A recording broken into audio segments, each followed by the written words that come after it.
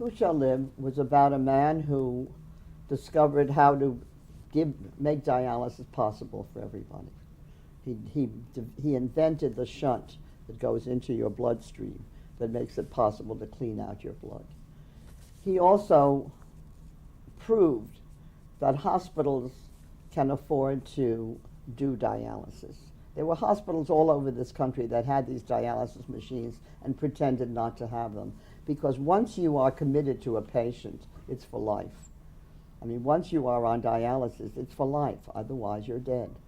And we did a film called Who Shall Live and Who Shall Die, because there was an anonymous committee that decided who goes on the machine and who doesn't.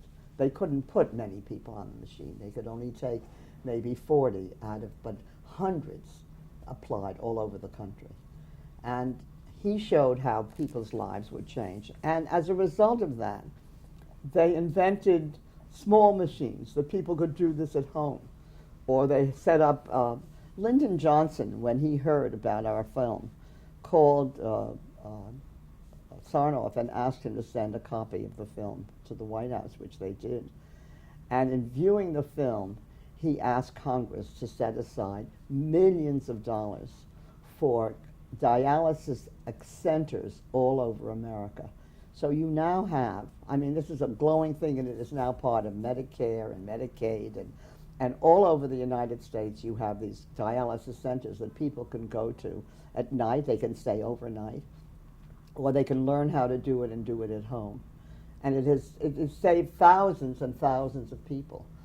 I mean, there was a time when we did this film, there was a man in Boston who was a multi-millionaire who offered $10 million for anybody to save his son's life, because his son was suffering from kidney failure.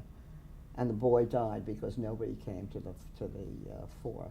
And right in that same city of Boston, there were hospitals that had those machines, but they wouldn't commit to it.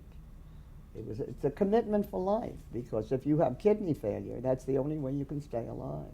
So it was very exciting for me to be able to do this film and change the face of medicine in that sense.